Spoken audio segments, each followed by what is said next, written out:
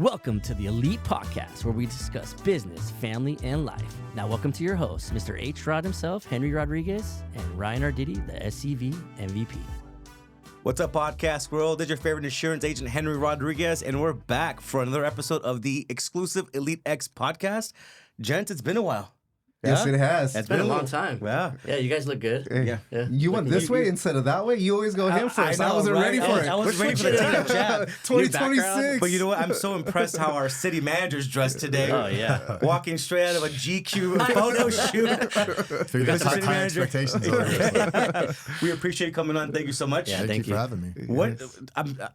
I'm sure there's been so much going You got on him since the speechless last already. time. He's speechless already. He's our first repeat guest, right? Yeah. Buffalo, you had just alluded to that. I, a big thing. Yeah, I did some research because, I had some extra time this morning, and I was like, I wonder when's the last time he was on? And then I realized, too, you had 4,300 views. So, you know, good. that part of it? Was it a city requirement to watch it?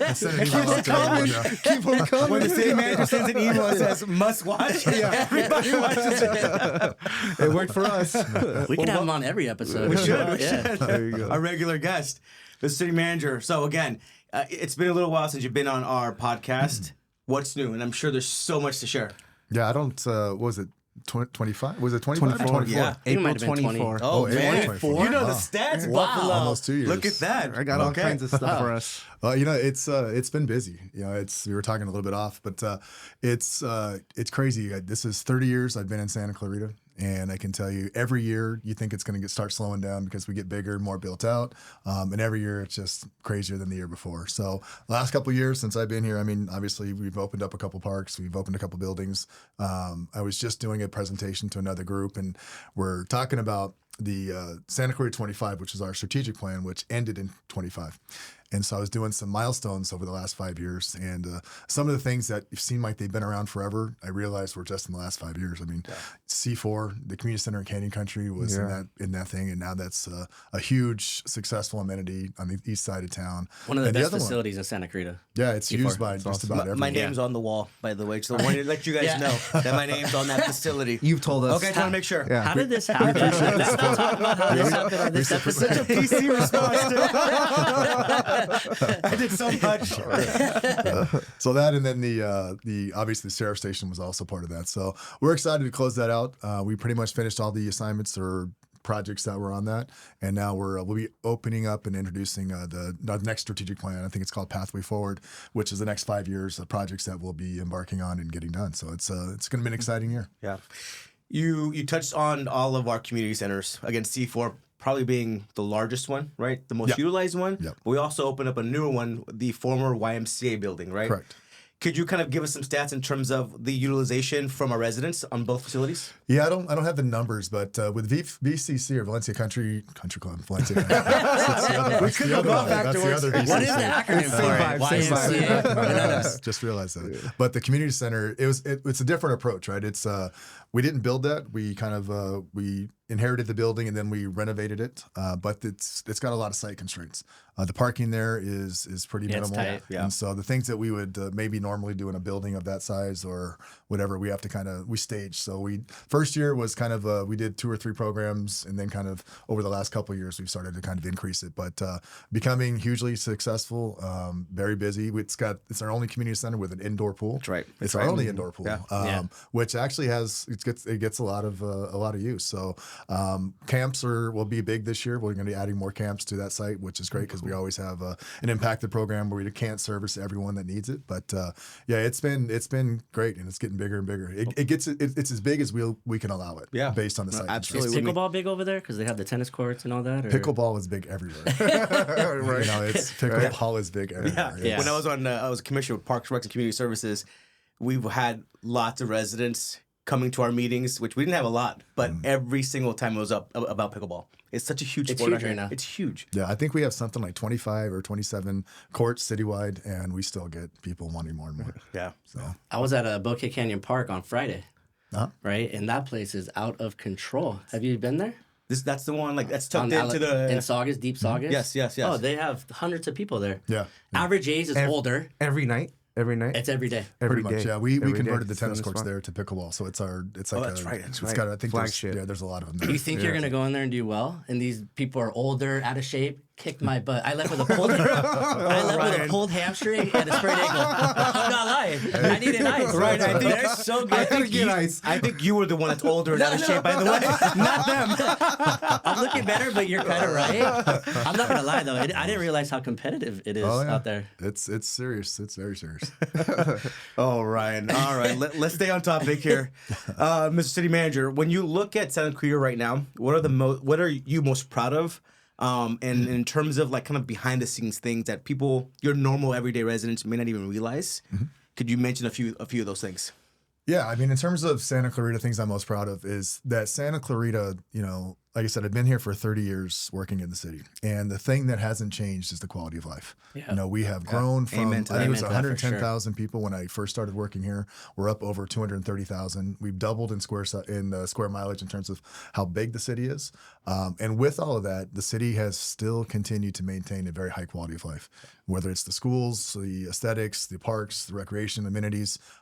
It's continued to add to, and not necessarily as growth comes up, it tends to degrade a little bit, right? It starts to dilute it a little bit. We've been hugely successful, I think, in maintaining that high quality of life where people want to live here. People are happy and they're prideful of where they live. So I think that's and that's hard. I'm especially living in California, living in LA County, where things all around us are a complete disaster.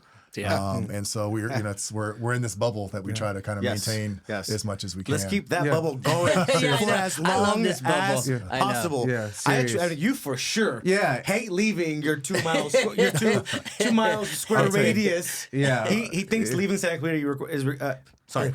He believes that when you leave Santa Clarita, you need a passport. You go to Castaic. My punchlines are just not there this morning. Yeah, let me do the talking here. Please do. I would like to say amen to that and thank you so for much. sure. I've been a resident basically my entire life here, and that's what keeps me here and draws me here, and me keeping my family here is because of everything this town has to offer. And yes, if I have to go down to the valley, like I come back, I cannot wait to get back because that is not home.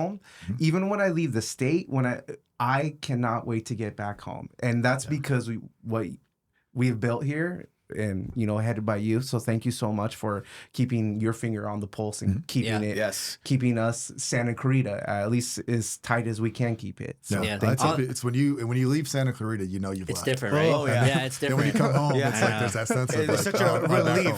That Now I know I'm 14-5 back. split, right? It's just paradise. You feel back. I try to use it Piggybacking all. on you, what Christian was saying is, I think Santa Clarita did a good job building like camaraderie, right? Like they do a lot of family stuff, kids stuff, different events, and I'm grateful that we have him. And just kind of what you said, I don't like leaving either, even though I have to in real estate sometimes, but I like always coming back. So Ken, what you touched on something that I wanted to ask you about. So yes, when you leave the Santa Clarita Valley, there's a huge difference when you go into the San Fernando Valley. What resources do we have that they don't, or vice versa? Like, what are we utilizing that makes us that bubble? that's a good question. Yeah, that's a multi-part question. Okay. How do we keep the bubble? Yeah, exactly. I mean, ultimately, that's the point, right? How do we keep that? How do the three of us help convey that message to our friends and families and people that we work with every single day? Because we do want to keep that bubble going. Yeah. Well, I think there's a lot of parts to it. I think, from my standpoint, what has enabled us as a city organization is we've had a lot of continuity of leadership.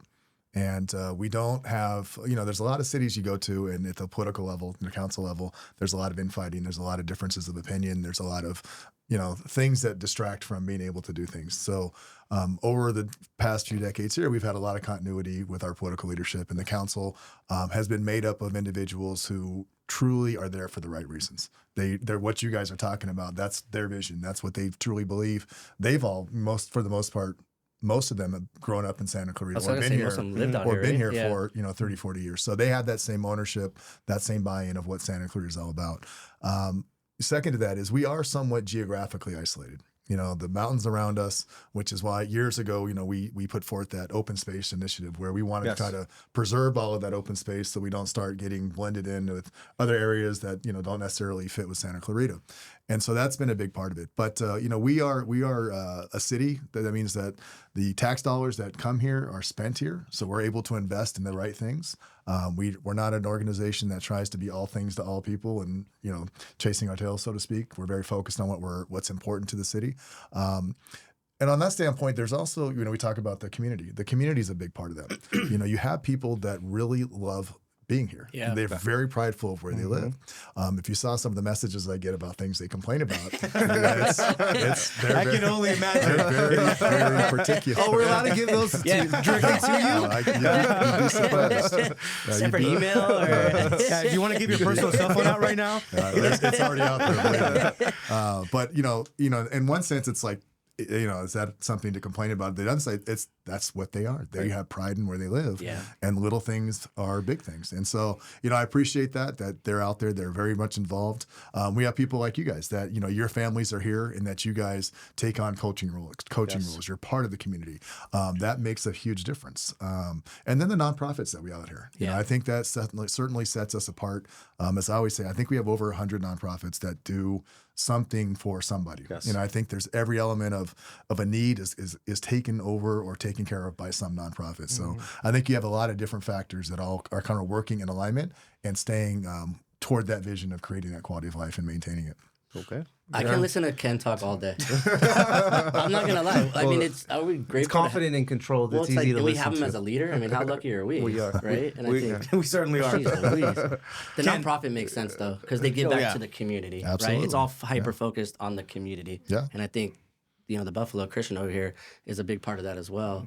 You want to give a plug in for yours? Yeah, and actually I hear that you sat as chair for a long time on the Michael Hoffman Foundation. I did. Yeah. And it's a great organization. you should come back, baby. You should come back. We're about to go.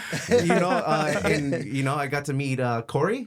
Yeah. Corey, okay. So thank you for sending us great talent. Not great person, it seems, just in a little interaction. But yeah, the Michael Hoffman Foundation, we help children with cancer and families get through the hardest times of their life. We have a big walk coming up. Since I'm plugging, let's go. March 28th at Central Park, which is, one of the finest facilities Santa Clarita has in my head. And we could pack that place. We had 600 people last year. It was awesome last the year. year before that, we had 400. Yeah. So these guys know me, so I gotta hit that 1,000. We're going for 1,000. Hey, we had to pay for the permits. You know what I mean? So we gotta get our money's worth. So nonprofit rate though. Nonprofit rate, and you guys are. I got you. And you guys are so. I want a nonprofit rate. No, Of course he does. hey, you guys are so great, and obviously Frank, assistant city manager, is that his title? Sits as the chair now. So you guys are so always giving to the foundation, and we're our sponsors last year, or you guys were the nonprofit of the year last year. So I got to see your guys' little light item this year of what you guys gave to us. So thank you. That means a lot to the nonprofit when you guys give back from the city. So. Yeah. Well, and I'll shoot it back is that's what makes it so great is that, it's not just me and a handful of people who sit on all these boards.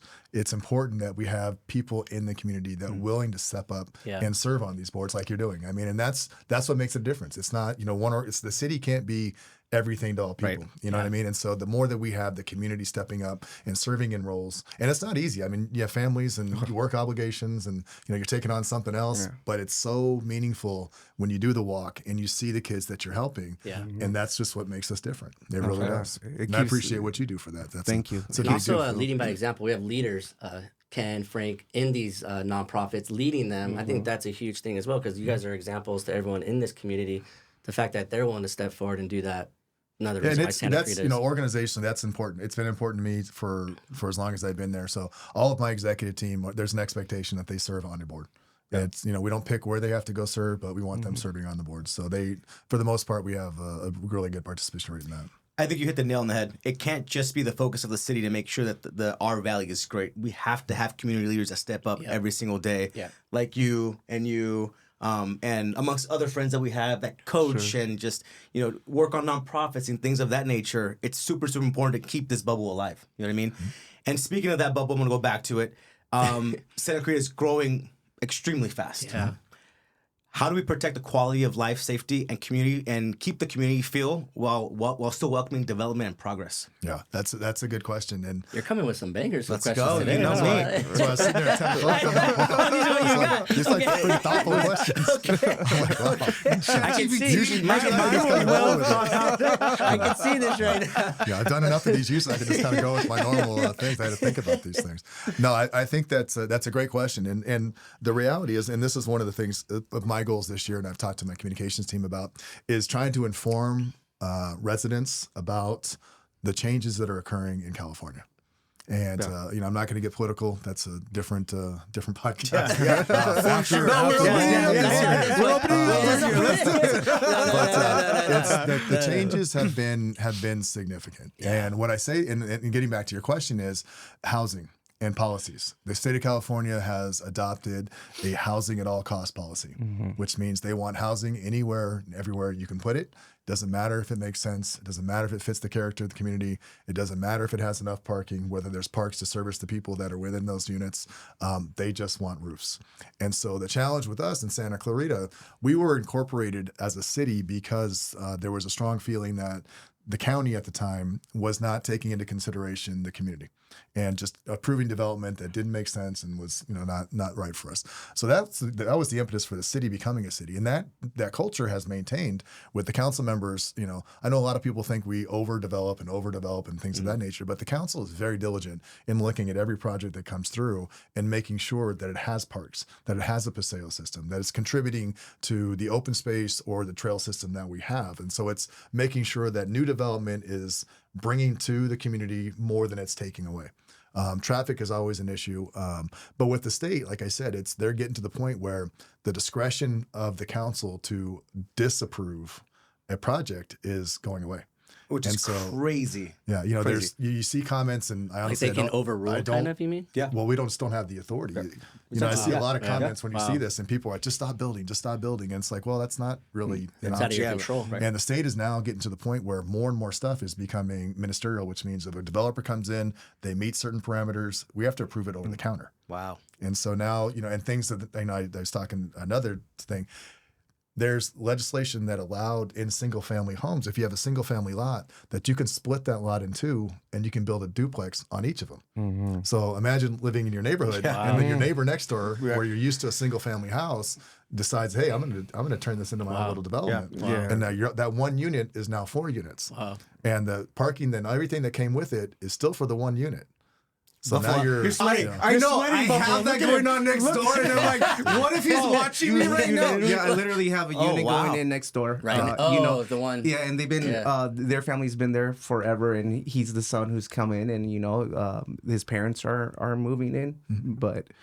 Yeah, I've seen other people up there besides his parents, so and it's just it does make it a little bit of a rough situation. Yeah. I mean, I'm in a great neighborhood. My neighbor's great. He comes over, but sometimes you don't always know who's upstairs, right? And when you have 2 little girls and even my 16-year-old son, and you don't really know who's next door, it's not always the best feeling, you know. And it's a shame that happens in residential areas, but it is with the times, and I'm sure we just have to get used to it at this point.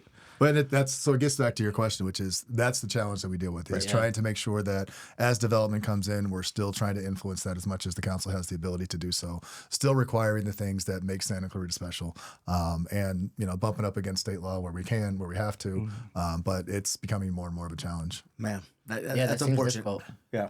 I'm gonna send the link to this episode to your neighbor. Make it really weird. It's all right. Well, because a lot of it's out of your hands, right? Like, I mean, like, that's I don't know if you're talking about, maybe he's doing an ADU or something. I don't know.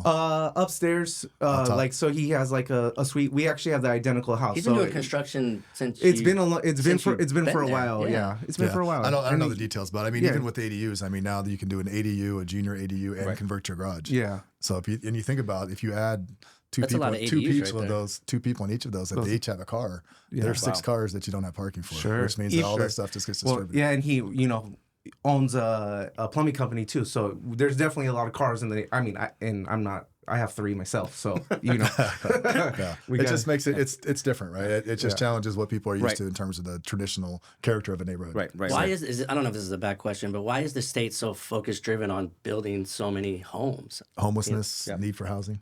Yeah. It's not enough housing. And that's like the ADU, junior ADU duplexes. That's all built around we need more housing. We need more housing. Yeah. Yeah. Can I hit on the Santa Clarita Elementary School? Let's go. I saw the city is looking to possibly purchase that, and Yeah, we've reached out to the district. We've been following the process for the last year or so, and we most recently sent them a letter saying, "Hey, we're interested in sitting down and talking about acquisition." So we would love to be able to reach an agreement with them.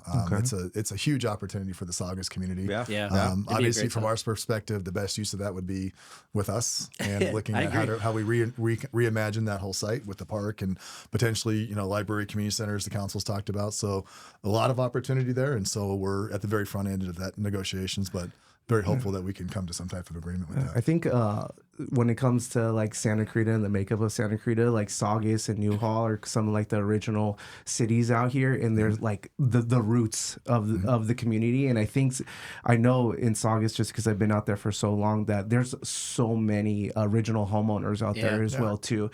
And I think if we could like make that a city, that'd be awesome spot, like community center or something, and just keep on giving back to the families. I mean, I remember growing up, I went to Santa Clarita Park every summer for the to be basically babysat. I forgot what it is, but they took us everywhere, and it was such a big part of my childhood. I even remember being like, I want to be in camp counselor. So if there was something like that, I know I heard you. You're probably the reason why we still have the robot. You're one of the guys that was protesting. I definitely have a few robot stories. Yeah. Why don't we just put that on top of the elementary school so that everyone could just keep on looking at it since we got it sealed off anyways, right? But no, I think that's awesome, and I wish the city the best on that, because my son and myself both went there. You want to keep the legacy going? Yeah, let's keep it going. Aren't you the unofficial mayor of Saugus, by the way? So is this your launch right now? Am I allowed to just like, Mr. City Manager? Did you know this? My first call. Right Councilman Jason Gibbs made him honorary mayor of Saugus. Yeah, that's impressive. Yeah. I've seen Councilman Gibbs make other people honorary things. That's much better than some of the other things I've seen. He was wearing his jogging suit, and we met at Starbucks, and he handed me over the plaque, but I have it hanging in my office. I got a full certificate. Yeah. It's for real. Well, it's very for real. Is he recognized? I didn't even know. It's very for real to me. I take my job very You serious. deserve it though. That's so because funny. he cares. The Buffalo cares like no other. That's great. All right, let's switch subjects a little bit. In regards to small business owners, which is something for me is like, for 2026, my outreach to small business owners is going to take another level. This year, I'm actually the title sponsor of the Chamber's Awards and Installation Gala. So that's my starting point there. But a direct question for you, Mr. City Manager. If someone owns a local business or wants to open one here, what do you want them to know about Santa Clarita? Where is Santa Clarita headed economically? That's another good question. Santa Clarita is economically, again, we're somewhat of a bubble, as I kind of mentioned, and that extends to how we are economically. It's a great place to run a business. It's a great environment. It's, like I said, it's safe. People, our median income is higher than the average. The city is consistently growing, so you're seeing more development in terms of housing. You're seeing more You're seeing more development as it relates to industrial properties, which means people are working more out here. There is the office market has bounced back a little bit, so that's on a positive trajectory. So all the elements that keep the economy running and doing well are all present. As we look at the budget, our biggest sales tax is our largest single revenue source, and that's a direct reflection of what's happening in the economy. And so as we look out over the future, we try to be very conservative, but our forecasts are still pretty positive. So I think with the continued growth, it's a very dynamic city. I think having a business out here is it's a good spot to be. That should certainly perk everyone's ear up that's a small business owner. Right, Buffalo? Oh, absolutely. All right. Are there areas where you want to see more small businesses? I know like Main Street, and we have like Sand Canyon. Are there other areas where you like to see maybe more small business developments or growth? I think you're going to see more and more mixed use. So as part of the mixed use project, you're going to see housing on top of residential, on top of commercial, not residential. So I think you're going to see more and more opportunities for people to have these smaller, 1,500, 1,000, 2,000 square feet. That'll be kind of pull out with those mixed use projects. Newhall is another big one. I mean, obviously, we'd like to see more and more small businesses, more unique businesses, things that are different from and what's it's growing. I mean, it's going. it's great. We've got the Hartwell project in the middle of the block is under construction. We'll be we're actually next week at the council meeting. We're doing an exclusive negotiating agreement with the same developer to build out the south end of the block. So that would be mixed use residential and parking. So that's another exciting project. So yeah, those areas are all thriving. We'd love to see more in Vista Canyon. Obviously, it's been struggling a little bit, but we'd love to see more out on the east side. Okay, all right. Well, let's throw you a curveball, Mr. City Manager. Okay, baseball. Try to. You didn't send this question. No, I didn't. What's one tough decision you've had to make recently that there was no perfect answer, and how did you approach it? Jeez, man. What do you think about that? It's 2026. Let's go. Happy Monday. Well, I say generally speaking, if I have to make the decision, those are usually the decisions that I'm having to make. When it gets up to you, right? Yeah. I'll use one that I'll probably regret later, but the Bouquet Canyon is a tough project that we're dealing with right now, and the housing project was approved 4 or 5 years ago, and as part of that is the reconstruction of Bouquet Canyon, which at the end of the day will be a tremendous improvement from a safety standpoint and for the community. But there's pain that comes with that, right? And so because of the requirements, because of the amount of grading that has to occur, that road has to be closed down for 11 months while they rebuild the bridge. And the bridge, the bridge where the water goes under the road is currently, I think it's 40 feet wide and it's about 7 feet deep. And because of the changes in the floodplain upstream, that bridge now has to be 120 to 160 feet wide and about 17 feet deep. Oh, that's a big difference. It's a major improvement, and it has to happen before everything else because of where you're grading, the floodplain gets shrunk down and the velocity of the water increases tremendously. So that's been tough, and it's trying to figure out, closure. No, did not know that about Saugus. You're the mayor? I do now. I know now. I got connections. I got a cell phone. And that's the area over by David Way, right? Like by Ben's over there, right? Yeah, the closure would be right behind Ben's and David Way. Like right after La Cocina, like right before or right after like the So the closure will be right at Ben's. And there's going to be a gate. Yeah, so that's the residents have been you talked about Saugus, the original homeowners. Saugus they're a very content neighborhood as a community. Yeah, sure. But I've always said it's like anytime someone comes in and they disrupt the norm, they're very vocal. Sure. And they have been very vocal. And we've tried very hard to work understanding their issues, understanding what the realities are on the development side of it and what's possible. Obviously, they want us to, don't close the road, build the other road and do this one first. But engineering wise, it just doesn't, you can't do it. Yeah. And so we've tried to figure out ways and detours, and we've did a ton of improvements on Haskell, on Plum, and all these other areas to try to accommodate the flow.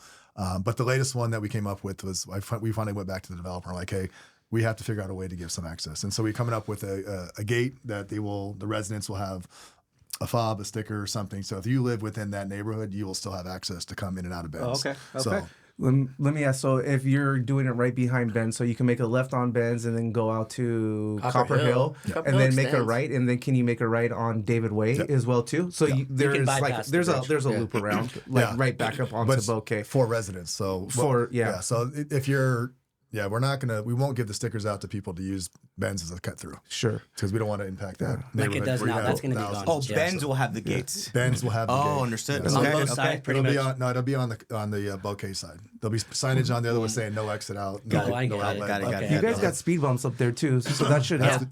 15 years ago, we had a huge issue with cut-through traffic, which is that's why they're probably all rearing their heads again, like this is coming back to us. Yeah, but you'll still be able to access David Way to go out Vasquez. Okay. You just can't come through Bouquet to do it.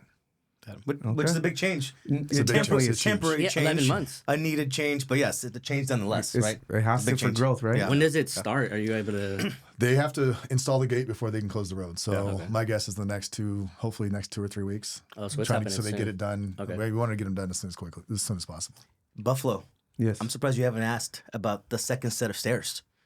Oh, David dang. March Park. Oh, dang. Those are Yeah, nice. I get to pass it We're every You're day. gonna be compete. MVP I have. stairs. There's I'm gonna- only one I'm set gonna of own- stairs in I'm my gonna own those eyes. stairs. Are you going for those ones? I'm gonna own it. You're gonna Naming own it? rights and Look, all. Hey, it's a lot of work. Let me know if I could help you out. But yes. Could When you did- share a like, yeah, little bit about the stairs, not the stairs project, but the second set of stairs? David March, now, right? now it's August. Yeah, it's a whole park, bro. The whole park, right? Yeah. Yeah, expansion. Well, the park's Yeah. been there. Well, an expansion of an existing park. Let the boss I know. talk. I know. No, you're right, you're right. So when we annexed that area, we annexed David March Park. It was about a 12-acre site, but the county had only built out like 3.5 acres of it, which is the top part. And so it's been on our list of projects to do. We funded it last year. It's in construction. It's toward the end of construction. Should be open in spring. But it's an that's additional fast. 8 acres. Yeah, the stairs are already there. Another Yeah, baseball yeah. field. Yeah. That'd be Oh, our another baseball You field. know the way to my Nice. heart. Hey. You know the way to my heart. Third baseball field. It's lit, so it has lights Nice. on the field. So obviously that'll be very helpful. But one of the amenities we looked at with the success of Central Park and the staircase, we opted to do another staircase at David March. This one is I think He's it's giddy 100 right now. I Look think, at the that. number, I think the number of steps is a little bit less, but it's higher. That's The what I grade- hear. The That's grade what I hear. differential. The angle, right? Yeah. Yeah. It's going to be a little tougher. Tougher. Yeah, I know. I Tougher. think this year we'll do. You have to do 100 at David You and March your and 100 at We already got- in order to get at a t-shirt? Central to get a If you get t-shirt. a t-shirt? You got- Okay, you- there you go. I mean, go. let's up the ante. Okay, let's do up it. the ante. Do you want to be there for the ribbon cutting? Of course, it's going to be there for the ribbon cutting. I hope I'm cutting the ribbon. That's the official banner, yeah. You know somebody? That's an official request right There you there. go, that's right. Pass it on to Jason Gibbs. All right, Mr. City Manager. It's been great. I have a few more questions to ask. Sure. Let's go with the fun one. I know you're a football guy, big football family. Your boys play. If Santa Clarita was a football team, what's the vibe? What's the Pass first? Are they more defensively? Are they gritty? We're talking like NFL Colors. team or college If team? if it was the Santa Clarita, SCV MVPs. MVPs? If You don't that have was to do that. If that was a football team, colors and what's the name of the game? What's your coaching? Oh, man. I think you had some examples on there. I think the high power offense one, I think is the one I'd go with. And I say that because we're constantly pushing forward, right? We're constantly looking to be creative, do things differently, but we're constantly moving forward. Last year we opened up our 40th park, so we've got that in the rearview mirror, but we're still looking ahead. We're still looking at David March is coming up, Via Princessa is coming up, which is Via Princessa will be a huge amenity on the east side. So we're constantly, picking up new things, doing new things. And in that sense, we're also, I'd say defensively, but we're even on the offense. I mean, one thing we haven't talked about yet that's going to be a big issue that we're dealing with this year is the courthouse. Now, the state of California came in and, unbeknownst to us, selected a site and then let us know the way they wanted to build. This was just And shared it's, with me in the you know, last really, chamber it's- meeting. yeah, Wow. chamber- Right? Yeah. You Like you have just no caught say on? on that? No, it was Wow. shared with me last week during a chamber meeting. Yes. This has been going on for months now, right? This They one, the announced it about 2 months 8-story, ago. where They the announced it greens about 2 part. months ago. Yeah, where the greens was. is. And you got to get a little bit more sanity. Wait, next to the Come on, man. Starbucks? If, I'm Mayor gonna, Sagas. if we're gonna My hang out, apologies. we got to keep you more informed than last It's week. going to be at the greens? Where the greens is? right between the That's Starbucks interesting. and our parking and the TMF. Oh, that's Our interesting. That's where the well, criminals our used to hang transit out center. anyway. That's So interesting. Criminals at the greens. official? It's done? They have selected the site. They're going through an EIR process. The council has very, very aggressively put forth our position on it. And we've had a couple conference calls with the Judicial Council expressing the concerns and trying to get them to reconsider and look at other alternatives. within We'll see. Santa Clarita and in They different were, locations. so the courthouse has been on their project for probably 15 years. Yeah. They were looking at building it back in 08, 09. We were dealing with them back then, and then the state budget, was a huge deficit, so they took the money away, and so now they've got money again, and so they need to build something here in Santa Clarita. So they're very quick to try and get something done. I don't know if they expected the backlash that they were going to get, but it was from all corners. I mean, we got so many emails and people calling on that thing that We also have eight the bus stories. transit there, right? Yeah, it's 8 stories. It's Yeah. just it doesn't fit. It doesn't fit the context of where that what's there. Traffic circulations Yeah. will be miserable. They let traffic. It's Housing right. right there. You got a lot going on that corner. Yeah. What So- about the old courthouse? They can't just modify or rebuild a new one there? No. All right. So we'll see. We'll be, but everyone should know that that's something the council is very, very firm on making sure that we fight as much as we have Is there to. anything if that we can't can get do them to help? move it. I think everyone Support the city council. Get some signs. Yeah. Well, I think it's Other sides, not those sides. On the other side of the street now? Yeah, the other side of the street. All right. I wanted to ask. Now I'm speechless. Does the city want to do something with that courthouse? You allowed to talk about like where the original the existing courthouse. Yeah, is that something? Yeah, I think it's part of the specific plan that we did. We envisioned kind of more of an office park type of extension. All right, Mr. City Manager, I won't take up too much more of your time. One final question, okay? What's one message you want every Santa Clarita resident to hear from you directly right now? One message. Be kind. That's a good one, to be honest. I don't know. I don't know about that. I would just say that, I think it's easy when you live in Santa Clarita for any period of time to forget what it's like outside Santa Clarita. Yeah. And this is an amazing place to live. It's an amazing community. Is everything that we do as a city perfect? Is it always right? I'm sure there's a lot of opinions on that, but we're going the right direction. We've made a lot of successful moves here in Santa Clarita. The future is still very bright, and there's a lot of great things on the horizon. And there's a lot of great things that we still have here. So it's an amazing place to live. I give credit to everyone that's involved in that. Didn't mention the sheriff's department does an amazing job on the safety. They do. On the crime side, we're keeping us. We're the 6th safest city in the nation last year. Wow. So it's as a growing city with so many challenges, there are so many things going right, and this truly is an amazing place to live. Love it. Yep. Be kind, and I'll say it for you. Be grateful, Santa Clarita. Be grateful. All right. That we have him, and I'm speechless. Jeez Louise. Thank you so much for being on our episode. Absolutely. Thanks for having me. Buffalo, you want to sign us off? No, I don't do sign-offs. Please. Oh, now he's too good. Mayor, yeah, you want to hear back to me? First you don't even want me on. Let's go. You're done. You're done. Yeah, thank you. SCV MVP, let's hear it. The one and only city manager. Thank you, the SCV MVP Elite Podcast. We out. We're out.